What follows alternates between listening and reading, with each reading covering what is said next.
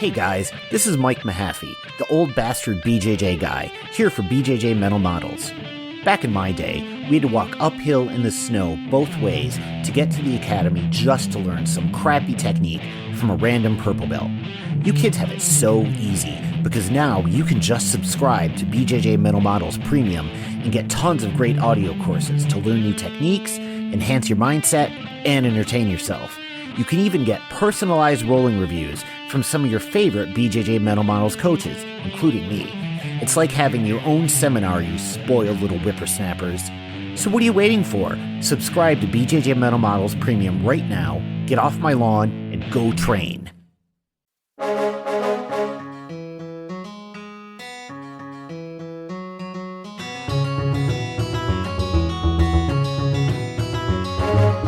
Welcome to BJJ Mental Models, episode 334. I'm Steve Kwan. BJJ Mental Models is your guide to a conceptual and intelligent Jiu-Jitsu approach. And I'm here today with not one, but two heavy hitters. I've got two former guests on the podcast here. First of all, I've got Josh Vogel from the Jiu-Jitsu Company. Josh, how is it going, my friend? Good. How you doing, Steve? I am doing good. And second, of course, I've got his charge, Dr. Mike Israetel. Welcome back, Mike. How's it going, my friend? Josh won't let me leave and hasn't been letting me eat much, but he sure trains me in jiu-jitsu well. Stay in your basement, Mike. See, there he goes again.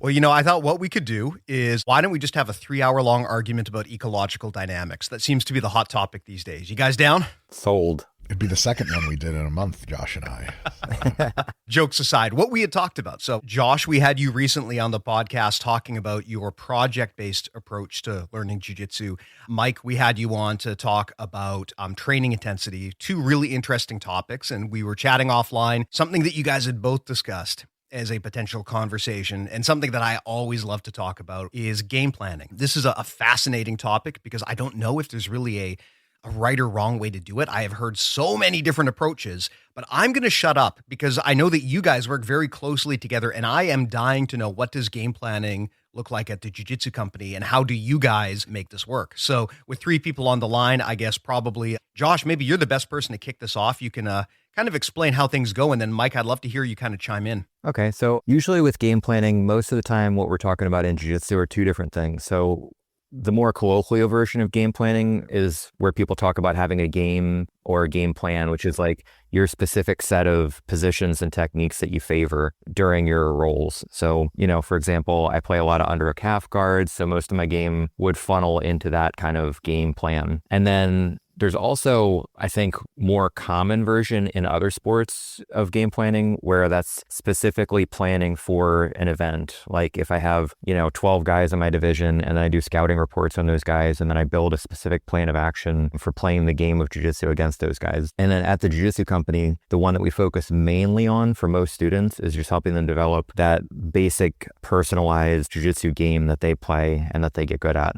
And then when we prepare our competitors or when I compete, I do the second type of game planning. Interesting. And is this something that you guys do just for competitors, or is there kind of a science that you apply for sort of the hobbyists and the casuals at the gym as well? Basically, we focus mainly on hobbyists and casual practitioners, and we do have people who compete, and I compete, but the majority of the time and effort is spent on them. And so with them, the basic idea is that we give them sort of a template to follow for their white to blue belt progression, and then blue to purple, purple to brown, etc.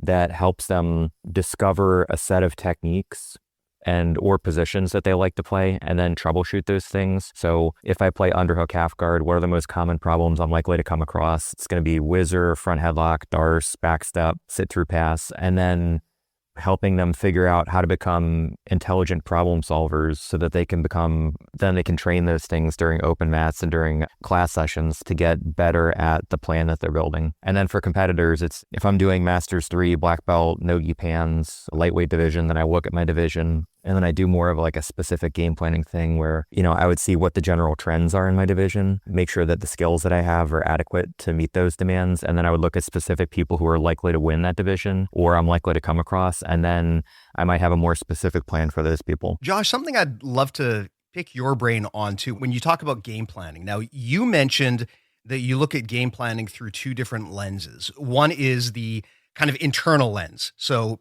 in a vacuum, what does your quote unquote game look like?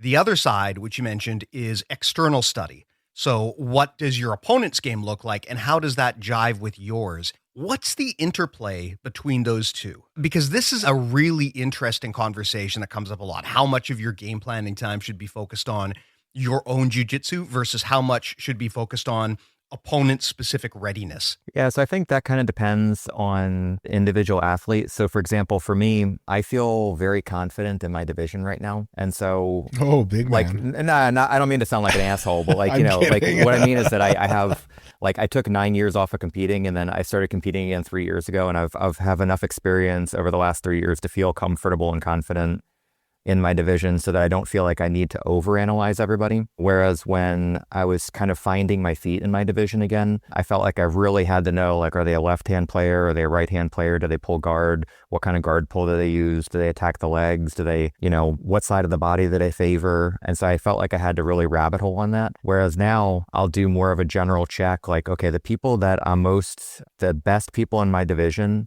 I want to know, are they guard pullers? Generally, what kind of guards do they play? Are those guards that I'm equipped to deal with? But I won't rabbit hole too deep on it because I'm confident in the game that I'm playing. And as long as they're playing positions that I'm familiar with, I feel like there's no need to overanalyze them. I can just prepare with my students and my athletes and, kind of maybe 30% rabbit hole on them and then let the training do 70% of the work for me. Does that kind of make sense, Steve? Yeah, I think so. Mike, I'd love to get your thoughts on this as well, especially since you train under this lunatic. What is it like, and how does this kind of manifest on the ground? Well, what I can speak to, and it's probably better talked about earlier in the conversation than later, is to give a little bit of a background on the game theoretic space around what game plans are and why they're useful, and what the alternatives are and why they're not as useful in order to be as good at jiu-jitsu as possible. There's a couple different ways to slice this, and I think the way Josh and I think about it is a way I think many people think about it, but maybe have not articulated. I think it might be helpful for people to hear that, if that's okay, Steve? 100%. Super. So jiu-jitsu is combat, and there's a general combat theory that applies to every single type of combat, and then specific combat theories that apply only to one specific kind of combat. So all of the general combat theory that applies to wrestling and jiu-jitsu and MMA applies to all three of those, but then there are specifics that apply only within one of those. For example, like a theoretical approach to striking distancing just does not need to happen for jiu-jitsu, because as soon as you get struck, referee, he hit me, and that's it, you win IBJJF Worlds again. And so when you think about the game theoretic space of most combat, for sure, grappling, and this actually is so general that it extends all the way to two armies fighting a war on a front. There are two different ways to train jiu-jitsu and two different ways to fight war. One is what you would call like across the front war, or jiu-jitsu of the generalist. So you learn a lot of moves. You learn all the basics, triangles, arm bars, etc., basic takedowns, and you always employ them. And you employ them, I don't want to say ecologically, organically in the heat of the moment. Like, you go into a match, you might try a double, you might try a single leg, you might get a takedown, you might choose from one of your goodie bag of passes that you have that you know well, and it may be a lot of these. And the analogy for combat for warfare is you have like a 500-mile front line where the opponent has cannons and tanks and soldiers on one side, you have them on the other. You just like blow the horn of power, and then everyone starts advancing at the same time. You just go full send, everything against everyone. What does the horn of power sound like, Mike? And then the elephants from Lord of the Rings start getting all irate, how they do before combat. They're so hard to control, the elephants. Really more of a liability than a tool at that point. Worse than cats. Oh, but like gigantic cat that was bred for war would be an enormous tool and an even bigger liability, because you could just get bored and start swatting at your own troops. So bad, Whiskers. I was told that by having actual doctors on this program, they would give more fact-based advice. This always goes to hell really quick. All right, so back to the facts. There's another way of fighting war. This is considered much more dominant generally by combat theorists, and it's part of what's called modern doctrine. And that's when you try to pick a part of the enemy's front line at which two things are true. One, they're relatively weak. Two, they relatively least expect an attack. And what you do is you somehow secretly mount a lot of forces behind that part of the front line. And then when it's time, you don't even blow the elephant horn, because that's dumb, because your enemy knows that means you're coming. Slightly outdated practice. And then you just bust through the softest, least expected part of the front line. And that's called a salient. So you make this giant spike, like an inroad into your enemy, and then you circle back around to their much less or undefended flanks and the back of their front line, and you open up this huge cavernous hole in their front line, and oftentimes it collapses. You go all the way to the major city, Berlin or whatever, and win the war. So in Jiu-Jitsu, the analogy there is you have a few moves at every sequence in the Jiu-Jitsu process, at every position, that you train much more than you train other moves. Maybe even 80-20, sometimes even more if your competition's coming up. You get profoundly slick at those moves. And you have these moves at every step of the sequence. So for example, you need to have dependable takedowns. What happens after a takedown? Dependable guard passes. And what Josh will later explain, real next level jiu-jitsu isn't about doing a takedown, stabilizing, and then doing a guard pass. Real next level jiu-jitsu is about, as the person is falling, you're already moving into your guard pass. As they are framing up to catch your control of guard, you're moving into your next dominant position, which could be mount, for example. It could be side control if you're a fat fuck like me. It could be back take. And then from that hyper-dominant position, you execute a variety of submissions, also ones you're very adept at. You're not just doing random shit. And you might cycle through submissions or cycle through dominant positions. A few different kinds of chokes at back mount. It's not catching. You go to try to catch an armbar from the side. It's not catching. You rotate. And now you have some belly down armbars from top side of mount. That doesn't work. You rotate back to the back, etc. And so that sequence is predictable. Like, we know that when you take someone down, the most likely situation you're facing is a guard pass problem. And so what we can do is develop a game plan in Josh's first use of game plan, in which it doesn't matter who you're going up against. You have dependable A, B, and C positions, go-to moves at every single one of these major positions: standing, maybe from guard pull, when you're in their guard to pass their guard, when you're at passing their guard to take a more dominant position. And of course, you always need one from the bottom of guard sweep position so that you can sweep and successfully restart that game. And because you have go-to moves at every single one of these, and all of these are really good because you're hyper-specialized at them, you start by just doing jiu-jitsu. But after training at this for a long time, you have this very smooth sequence of events that tends to occur almost at the same time. And if you ever watch guys that are high-level pros, like the guys at B-Team roll, there's not like a distinct takedown and back take and guard pass. Josh, you know what I'm talking about? It's like single leg, and they're passing your guard while you're in midair, and then you both land and they're taking your back. And you're like, how do you sequence something that complex so smoothly? Well, you have to have go-to moves, and you have to not try to have the fucking kitchen sink thrown at a person, and you have to understand the concept of the best time to attack is when the enemy is currently defending the current thing. And so you sequence that. Like, one of the big problems, to bring up politics, not really, in the Ukraine war is each side is so weak, relatively, it has so little marginal advantage that as soon as they have one offensive push, they get tired, they pull their troops back, they create a new perimeter, and the other army gets a chance to regroup, and then it's like back to square one.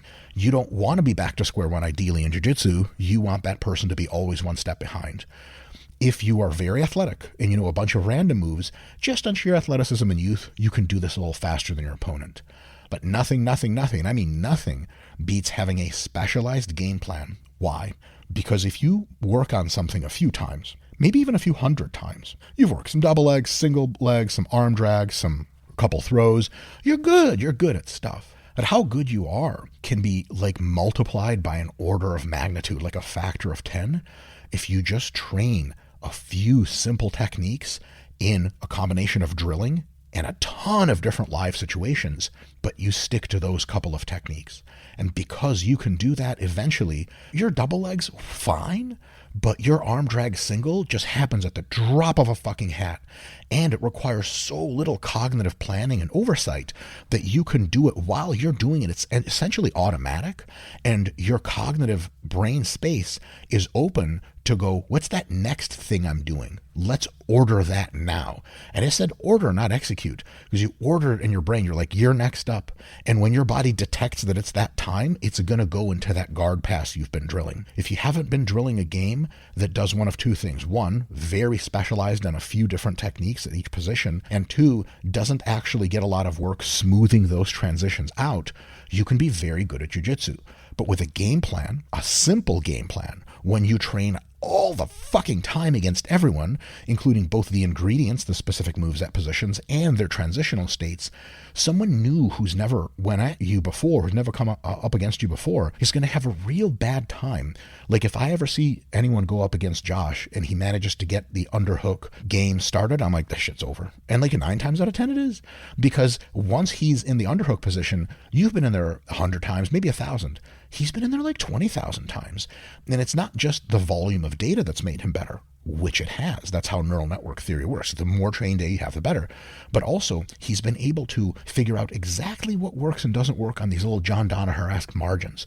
Doing just a little bit differently here, but then making that habit can make him extra slick, so where your usual defenses against his underhook game, you're like, the fuck, that works on everyone else. He's found a way to do it. Josh is going to speak much more well than I can on how to fiddle with that game to take it. We have now this understanding that, okay, you need a pretty specific game, a couple options at each move, at each position. You need to get really good at each option, and you need to connect them really well so they're fluid. Josh has an incredible system for how to do that. I just wanted to take a minute, or 10, or whatever the fuck, how long I've been talking, to explain why we do that. Because random agglomerations of moves can work if you're athletic and strong and you're lots of IBJJF steroids and all that stuff. But it's much better when you have a very specific plan of attack because of a few different benefits.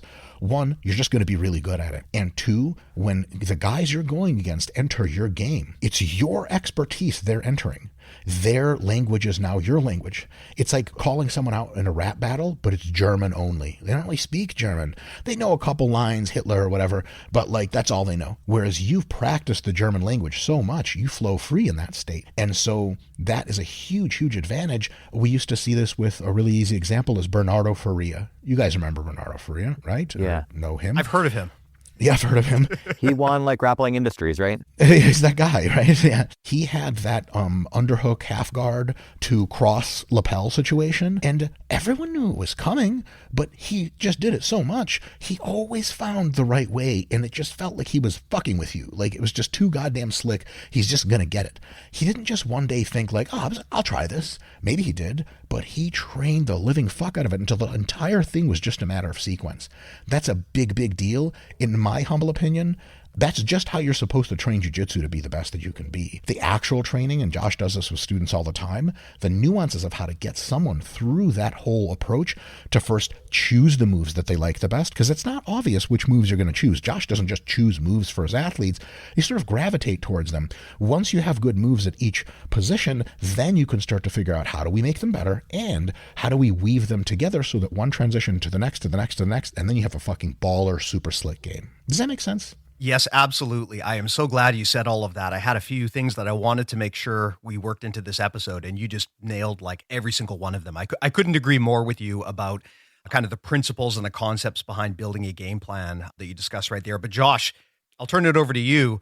What does that look like on the other side of the coin? I mean, presuming you agree with all of the stuff and your student isn't just going totally off the rails here. Yeah. Presuming that you're on the same page, how does that manifest from a coaching perspective? Well, so basically there's got to be, it's like Mike said, like there is a plan for the student that like as an instructor, you kind of guide them towards and you don't force on them because like there are things, for example, with Mike, like if I suggested to Mike that he become a triangle spider guard player in the beginning of his jiu-jitsu, then because of his body type, that wouldn't have been a wise plan for him. So that would have been me kind of over managing Mike's jiu-jitsu. If I had suggested to him maybe that he would be more of like a pressure passy, top of side control, north-south choke kind of person, that would be something that kind of fits more with his body type, with his personality and things like that. So there's a part of it that as an instructor, you're taking the things that you know about your student, you know, their personality type. Are they aggressive? Are they passive? Are they more slow-paced kind of person? Are they more explosive and fast? Do they have long limbs? Do they have short limbs, etc.? And then you kind of guide them towards things that are likely to work for them, but without too heavy a hand, because people will surprise you. Like there are people that I've trained with in the past that have a very similar build to Mike that are great spider guard players and who play games that you wouldn't necessarily expect based on their body type. So it's guiding, but with a gentle hand. And then once they start to gravitate towards something, and that usually means that they try it and they have some success against their peers. They like it. Yeah. Right? Sometimes they just really like doing it. And then like, okay, he's just going to keep training like this. This is good versus trying to cram someone into something they can get good at, but they just fucking hate, Yeah. Yeah, that's definitely true too. Because there's some stuff that people are just, for whatever reason, it doesn't capture their imagination or it feels weird for their body and they just don't want to do it, or there's those factors. And so once they start to click with something and you're able to guide them in that direction, then it becomes a matter of training and troubleshooting. And so that could take a lot of different forms. That could be, if you want to go the drilling and then incrementally increasing your challenge level and your resistance level with your different training partners, that could be doing it through more of a constraints-led approach. Whatever your approach is, the idea is still the same, that there's going to be hot spots in the entire game of jiu-jitsu that your athlete gravitates towards or that you guide them towards, that they experience success with. And then all of those spots have more likely problems and less likely problems. So again, half guard underhook is going to be mostly, I get half guard, I get leg peel, I get underhook, then I have to deal with the whizzer, front headlock, and all the front headlock attacks, or back steps to my legs, or sit through passing. And those are the majority of the problems. And then I have to start training and looking for solutions for those problems that'll work for my own body type, etc. And then the rest is just a matter of training those solutions and training in the problem space until it becomes second nature and it becomes something that I can just do automatically. And there's still a conscious part of it because it is automatic, but because no two training partners are exactly the same, there is still a bit of like, I get my underhook, they backstep, I anticipate it, I try to take the back, but maybe their arm is a little bit longer than I'm used to, and I got to kind of solve that problem. But the shape of it is the same. It's just underhook, half guard. These are the problems. These are likely solutions. Let's explore that and then build up from there.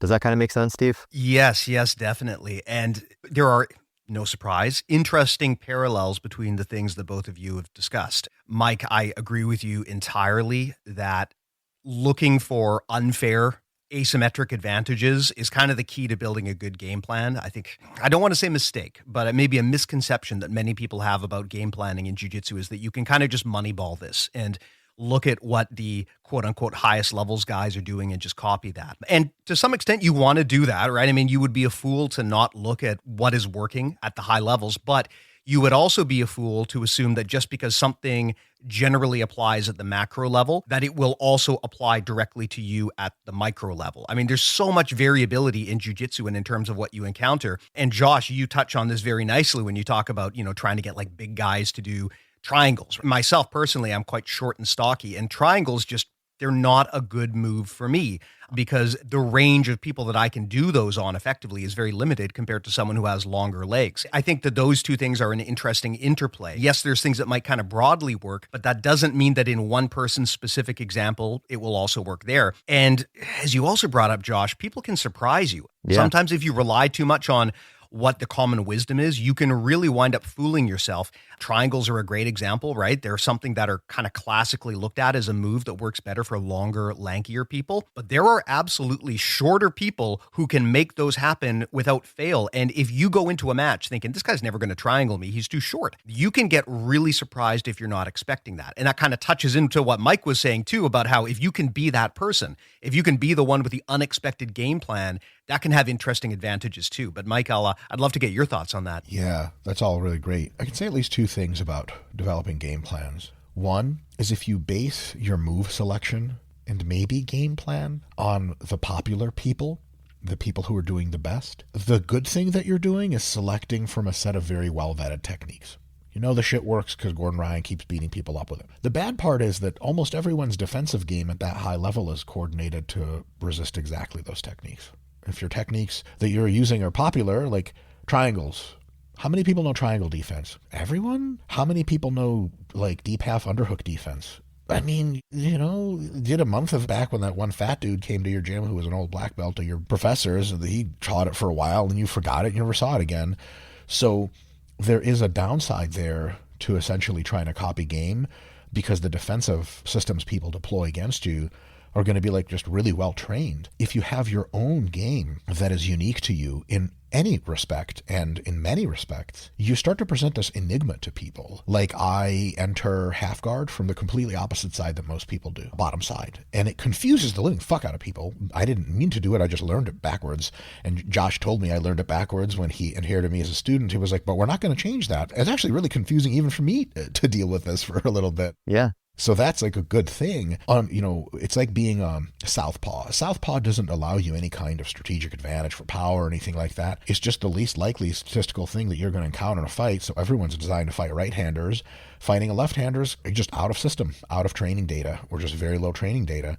That happens a lot in my division. Yeah. Where when I compete against like some of the most experienced competitors in my division, generally are very, very good at passing to people's left side. They're generally very good at playing guard on that opposite side as well. So you end up in these situations where, you're playing a guard that you're totally used to, but it's on the opposite side.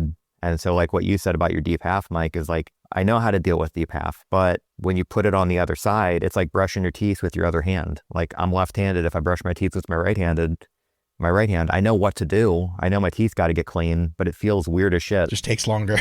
Yeah. You bring up an interesting point too, Mike, about kind of the self-fulfilling prophecies that occur in the meta. When something becomes popular, the meta's natural response is to build up game plans that resist against that. And so people often look at what works at the highest levels and they think that these techniques are kind of absolutely uniformly just good and effective. But they don't always take into account that much of what we see is based around the resistances that people have built up to certain techniques. There can be things that are incredibly effective, but they just don't get a lot of play because everyone is ready to defend them, or maybe the meta is taking people in a direction where they're not even getting into a place to use those. The example I've been using a lot recently is BJJ Mental Models sponsored athlete, friend of the show, Chris Woge. He recently popularized his reverse Aoki lock, the woge lock, right? I love the woge lock. Yeah, a very interesting technique because it kind of upends a lot of people's expectations about what to do when they're being threatened with a heel hook. The woge lock kind of puts you in a position where if you try to defend a heel hook in the way that people thought was intelligent just a year ago, suddenly you're going to get woge locked. It's a completely different situation. And that's an example of how there was a hole, there was an exploit that was there this whole time.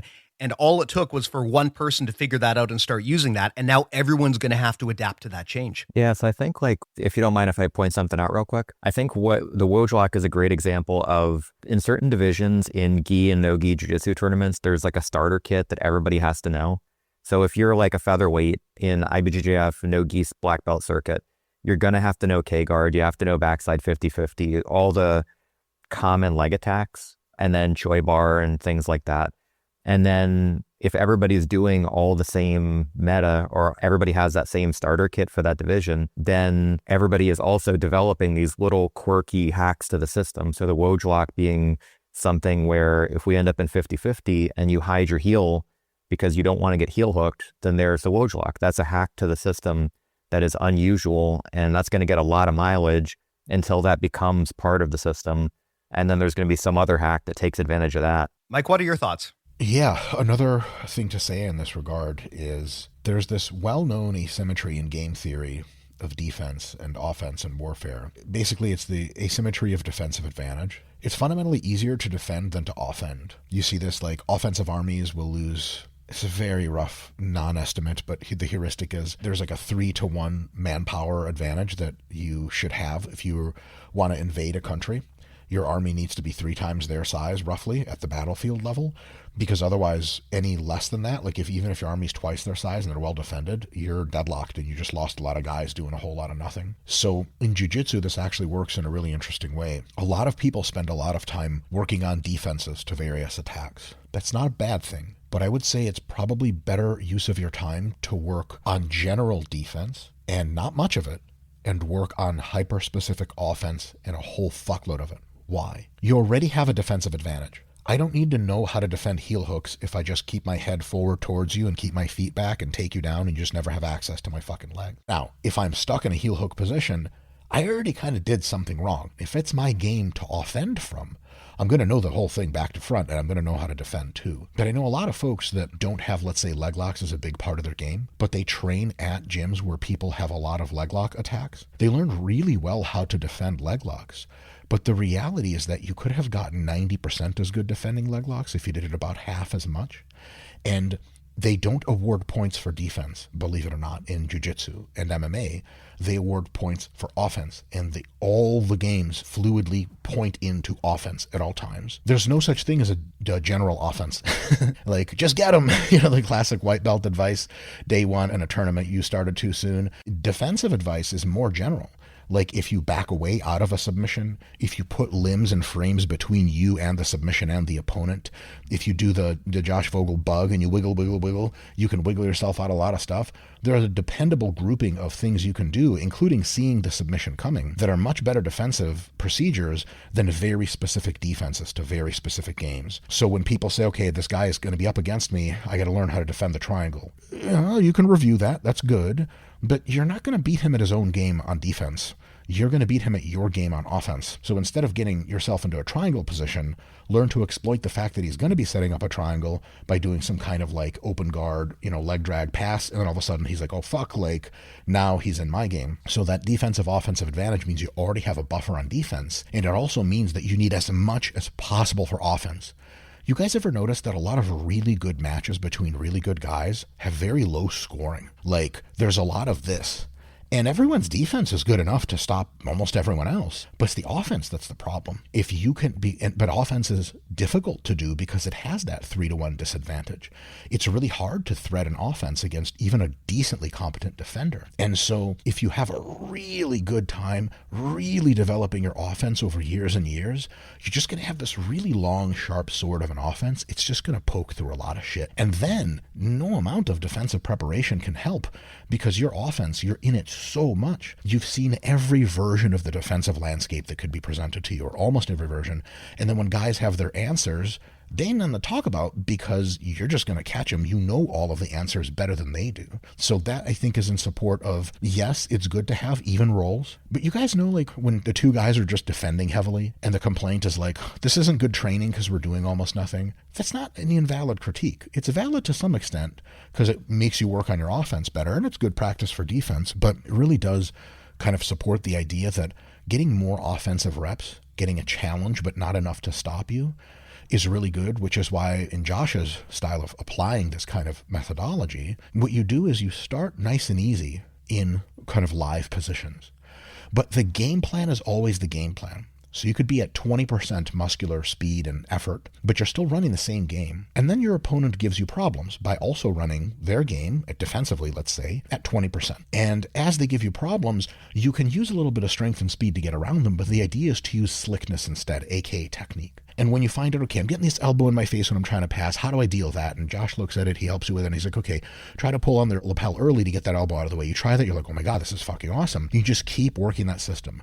So because you're not going full out enough to stop each other completely all the time and functionally learn a lot less, you're giving both people a huge opportunity to thread their offense, and you make it incrementally more difficult. And as soon as you plug up one hole, you have smoothed that over, and then you run into another pothole. Basically, Josh, as a coach, is trying to build a superhighway of completely awesomely laminated concrete that you just race right to, mount, arm triangle, victory, and then whatever, I don't know, people do sexual favors for you. I'd have never won anything in sport. I think there's like a thing at the end.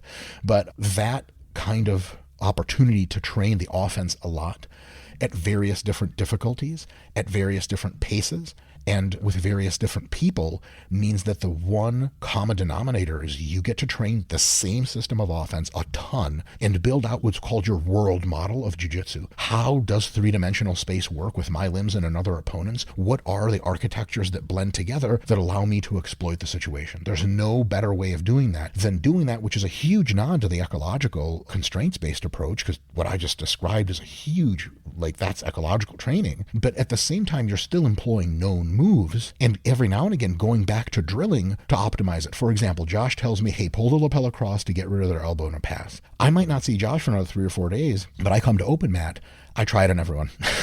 I try that move on everyone. I drill it in my free time, and then that extra buffers up the neural network so that next time I do it against Josh in our sort of like a private live rolling, I'm slicker with it.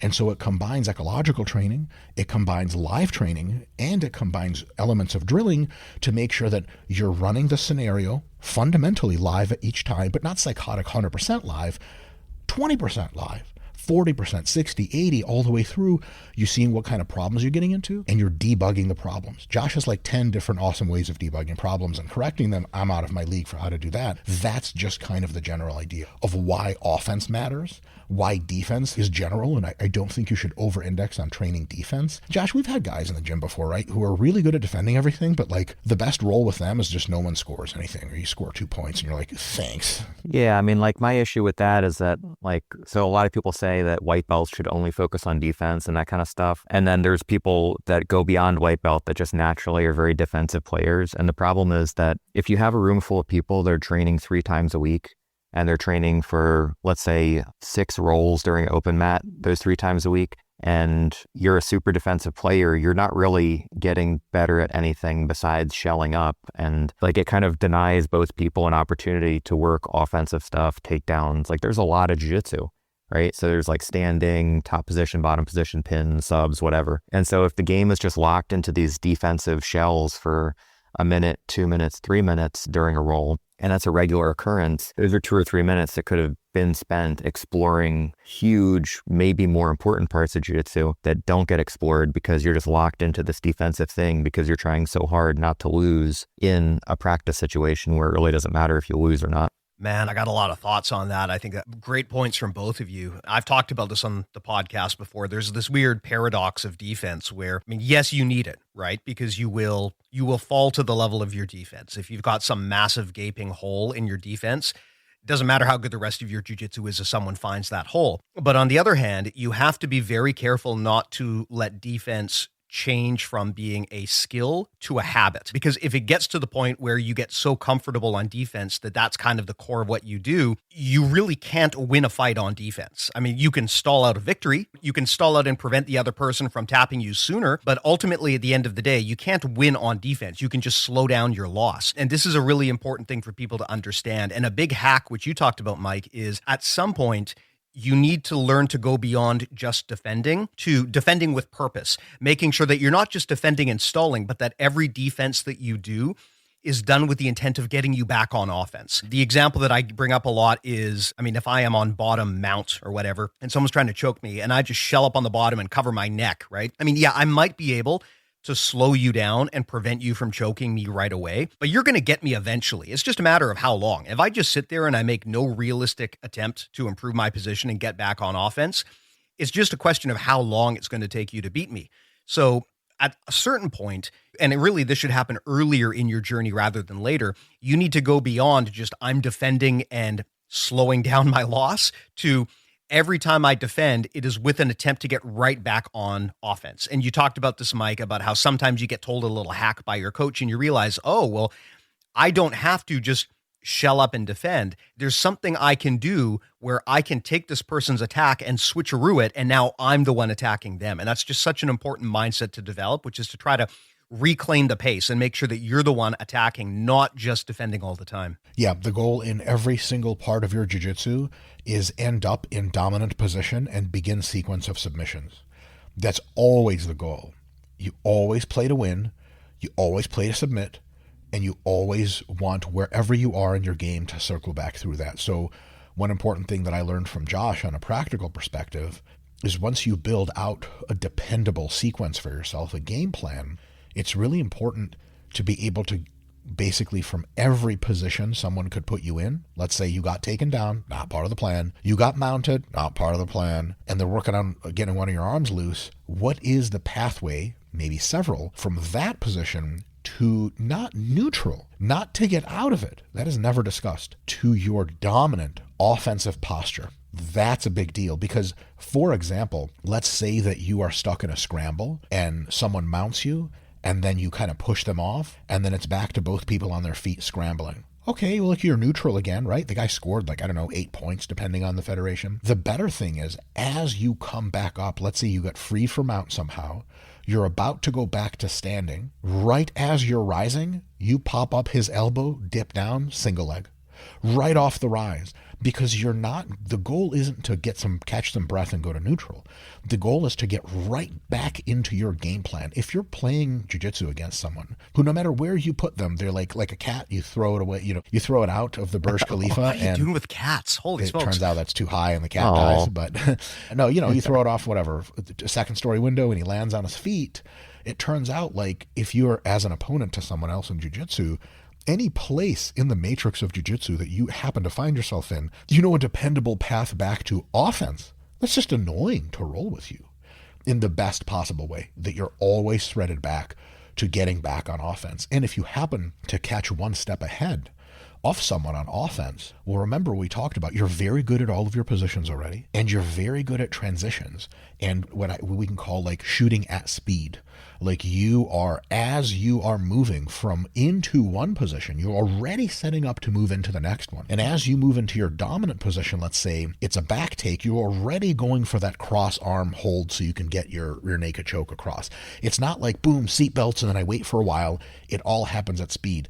If you let a person with that toolkit out of a defensive position they were in, it's not just you guys know that feeling when you beat the shit out of someone on bottom for a while, you're tired, they're tired, you go back to neutral, you kind of push and pull a little bit, this son of a bitch, here we go. If you can avoid that part entirely, and as soon as you're out, you go into offense, it demoralizes people, it confuses people, and then you're back to that slick game. There is a possibility you can be very good at jiu-jitsu if you just know a bunch of moves, if you're athletic, then you're unpredictable. At least that's good. You can have a triangle game, an armbar game, you have a bunch of stuff and you're pretty good. But the real big reason why that doesn't work is because you can't get well trained enough in any of those to be amazingly good. And every offense suffers from that roughly 3-to-1 paradigm of defensive advantage. If you want to armbar me, it's going to be very difficult to do. Even if we've trained it the same, if I've trained defense as much as you've trained offense, and if armbar is one of your 5 or 10 go-to submissions, I've probably defended it at least as much as you've tried it. I have a 3-to-1 advantage, all things being equal. You're probably not going to armbar me. But if you're an armbar specialist, then you are so good at that position. Now it might be 3.5 to 3. I have the defensive advantage, but you have a superlative advantage on offense, and just because you've trained it so goddamn much against everyone. And if someone's like, hey, do a triangle, you're like, I don't fucking really know. I know how to do one, but I'm not submitting anyone a triangle.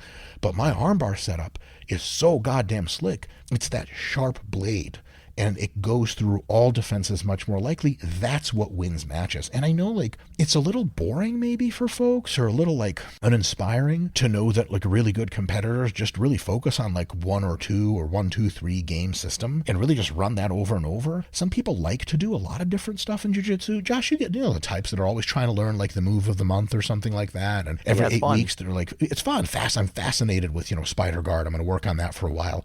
That's awesome. I'm not trying to yuck anyone's yum, but if you want to be the best competitor you can be in the next 6 months, in the next year, it's a really good idea to clamp your game down and just run that system at every speed against everybody, get as much feedback as you can against what works, what doesn't, how do you fix it, and then at the end of that, if someone even lets you start your game, it's almost over from day one. Like Josh told me before, it was jiu-jitsu, if you stay one step ahead of your opponent, it ends in a submission almost always, because they're always one step behind and you didn't push your hand in to defend the choke, and that's it. The guy got you. So that's kind of, to me, the compelling mindset behind all of this. Josh, what are your thoughts on that? I mean, I am inclined to agree completely. I mean, and jiu-jitsu is not unique to this, right? If you look at other martial arts like judo, they specifically teach people to specialize and kind of build a game plan that is customized to them. This is so contrary to, I think, the way that beginners think of jiu-jitsu. And again, like you said, it's fun. So people get really obsessive about trying to get as much stuff as possible and knowing more things, whereas often it's more important to be better at certain things, right? You don't have to be great at everything as long as you can take the game to the place where you can make them play against your one thing that you're really good at. Josh, I would love to know your thoughts on that. Like, how do you balance the enthusiasm with trying to learn everything versus the reality that sometimes at the end of the day, you're going to wind up focusing on a few things? Yeah, so I think It goes back to the person that I'm coaching because, again, most of my students are recreational jiu-jitsu practitioners, which means they're in it for fun, they're in it for exercise, and they definitely want to get better at jiu-jitsu because almost everybody has more fun being good at jiu-jitsu than they do not being good at jiu-jitsu. And so there is that component to it. But the most important thing is that if they're not motivated and they're not having fun, they're not going to train. And if they're not training, nobody gets better at jiu-jitsu. So if they're having fun exploring the entire landscape of jiu-jitsu and they want to do spider guard 1 month and lasso and berimbolo and pressure passing and Gordon Ryan's arm triangle and, whatever, then I'll encourage that. But what I'll try to encourage them to do with that is break those things into 4 to 6 week long projects that they work on. So that way it kind of fits, it gives them a chance to they're not doing something completely different every single day and not seeing any kind of results, but they're spending, 4 to 6 weeks or 30, 60, 90 days, however you want to break it up, doing a specific thing that they then explore in an organized way so that they can really sink their teeth into it and build some skill and get some enjoyment out of it. And then when they start running out of enthusiasm for that thing, then, move on to something else. And I might help guide them in a new direction to go in with that. But it's just a matter of keeping their enthusiasm high, keeping them enjoying training and having a good time, and then making sure that there's a balance between digging deep and scratching past the surface on something you're interested in, but also making sure that there's also some attention paid to jiu-jitsu that is going to get them improving on the mat too, because that's part of the enjoyment of it. That kind of makes sense? Yes. I have something to add on to that really quick. So 2 things to say. Thing 1 is, as a lower belt, it is a good idea to inject more random variation into your training. What Josh said, 4 to 6 week phases of different positions, different moves, different options, different game. That is absolutely indispensable for folks who are beginning, because you don't really know what you're going to be either liking or what you're going to be good at until you've tried a bunch of stuff. You can have guesses, but your guesses don't mean shit until you test them in the real world. I used to tell people embarrassingly as a white belt that I was a top player. And I remember once I said that, and then Dr. Jen Case, my first jiu-jitsu instructor, I was actually a professor, I was talking about this in a sports science context in one of my classes, and she was sitting in the class, and she was like, "No, you're not." I'm like, "Oh, fuck, that's embarrassing." I didn't know enough to say if I was a top player or not. And then I started working on my half guard a little bit. Then I met Josh. I just go to half guard immediately in Gi now. I love that place. I cook my best meals from fucking half guard. It's amazing. It's like a smorgasbord of options. And so I end up on the top a lot, but I start from the I've bottom. seen what you eat, Mike. Yes, but it's not very impressive. Someone tips over a thing of oats and I just lick it off the ground. Oats and grilled chicken. Ooh, hey, all right, that's fancy. I was going to say whey clumped up whey protein powder. So it's really good for people, especially in the beginnings of their careers, and periodically, after a tournament or a cycle of tournaments, to really just switch it up, to feed yourself more overall training and awareness and good defense for these things, and to see what can you pick from here that you like. The second part is this: you can have, as a more advanced competitor that can't just train randomly all the time, you can have your cake and eat it too for boredom and efficacy. And here's how. You have a 2 to 3, let's call it for this example, 3 levels of game. And this I learned from Josh. It's fucking brilliant. A game is what you go to when you have to fight a gorilla and for the life of your girlfriend or something. Your number 1 go-to move at every single position, your best percentage move, the one you're slickest with, the one you beat the most black belts with, that whole thing. Your B game, your second tier game, is something you're very good at, but maybe you haven't worked on it as much as your A game. Maybe it doesn't suit your body as much. Maybe it's a thing where it's just a less dominant position, and for whatever reason, it's just not quite as good, but very good. And then there's your C game. Your C game works, right? But maybe if your A game will get you stalemated against the average black belt, and your B game gets you stalemated against a good purple, not so great brown belt, your C game will stalemate you against a good blue belt. Anyone above that, they'll crack the code because you're just not that good at it. So here's the thing. You don't ever just want one game from every position. then you become highly predictable, and then opponents can train for you really well because they're like, well, this asshole is just going to do the same fucking move he does every time. I'm just going to do a 3-week workup of defense. And remember, defense is inherently easier than offense. And then all of a sudden, you're like really good at stopping that guy's game. Or fuck, even defending against it, you're going to pretend like you're engaging, juke the guy, and go for something else because you're like, I know exactly where he's going to be in this sequence of events because he only has one game. But if you have 3 games, as soon as you get bored training your A game, you're just like, fuck this.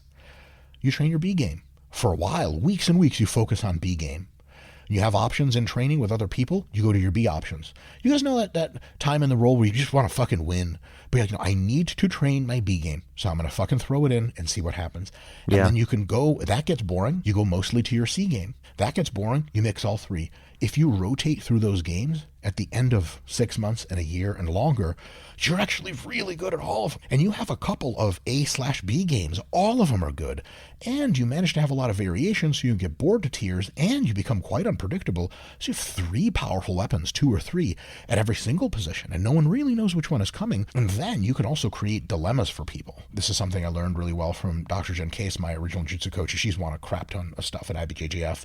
You, especially in positions where there's a submission pending, you want to create dilemma. Dilemma is where you have no good solutions. There's just only hierarchical bad solutions. Most of it, so you're going to get fucked. It's just a matter of how. So if you're trying to extend someone out for the armbar and they're turning away from it, you give them a Kimura. If they turn back open, you give them an Americana. If they try to escape that by stretching out, you give the armbar again.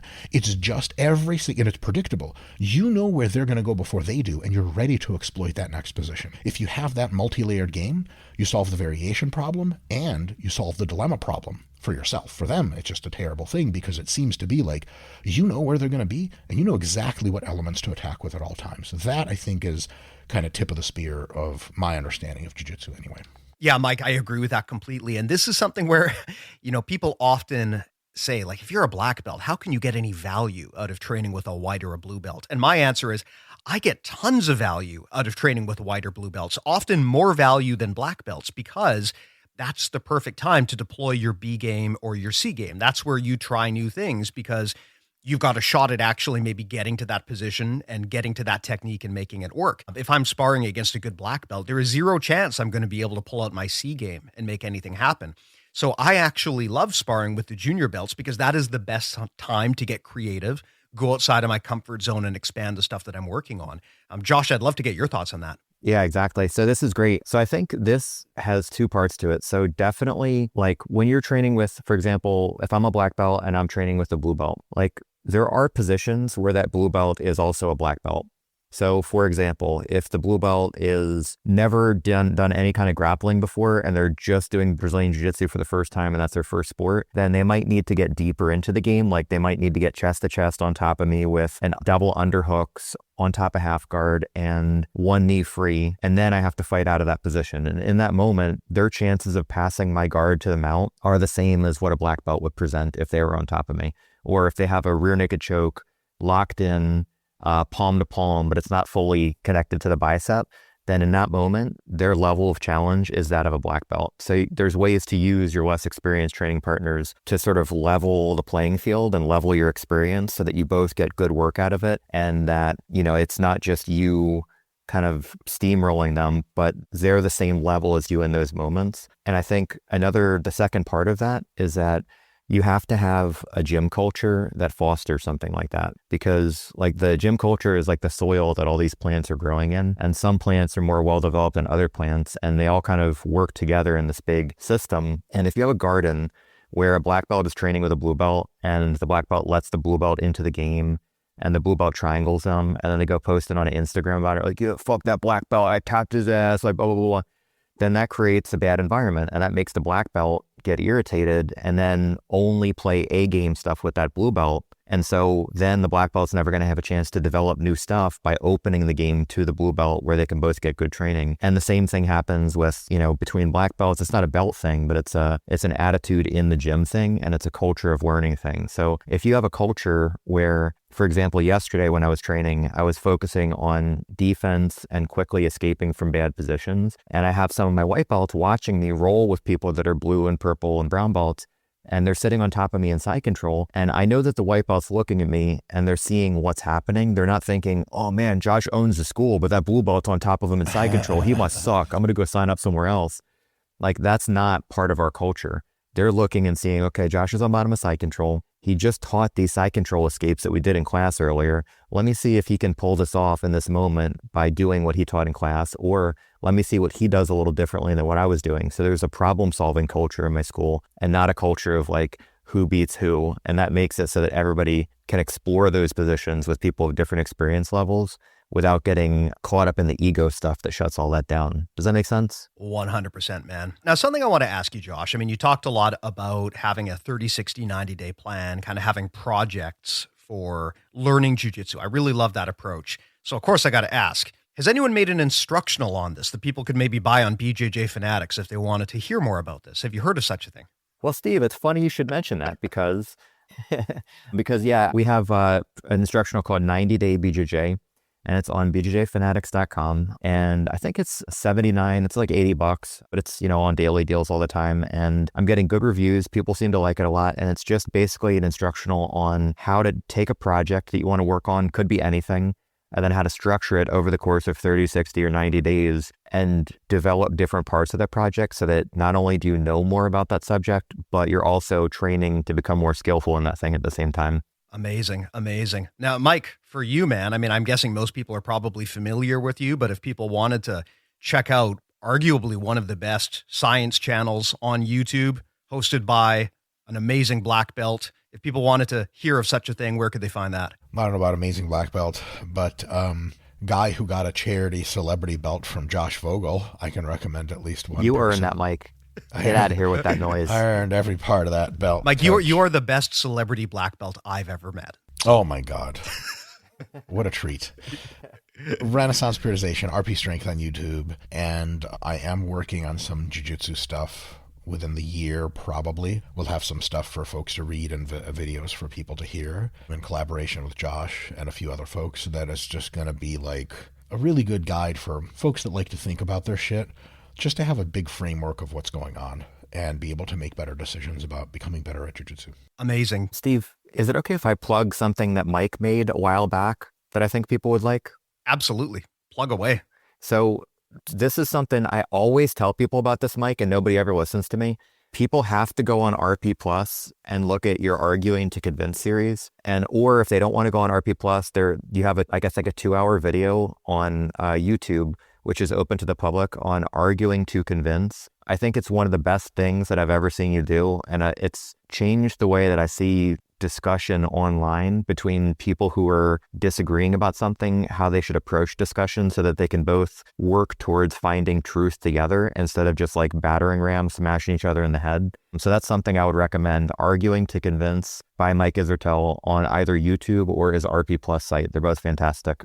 Well, you know what I will do? I will put links to all of that in the show notes, and I will ask people, if you have not checked it out, please do hit up the show notes. One tap to get access to all of that stuff. If Josh and Mike say it's good, then it's good, and you need to listen. Also, check out our stuff. Everything we make lives at BJJMentalModels.com. Podcast is free. Our mini concept breakdown episodes are free. Newsletters free. BJJ Mental Models Premium is not, but it is worth your time. Please do check that out if you haven't already. I will save the whole pitch today just to save everyone's time. But again, link in the show notes. I always suggest that, if people are listening to these conversations, I know people get value out of this, but if you really want to actually dig deep into someone's thought process, the best way to do that is to actually see their work. So I always say when you listen to a podcast episode, don't let it be a transitory thing. Do check out this material. It is there and available to you, and you'll probably get a ton out of it. So links in the show notes. Mike, Josh, thank you so much for coming by, as always. Thank you for having us. Thanks, Steve. Appreciate it, buddy. Most welcome. And thank you to the listeners as well. We will talk to you next time. See you then.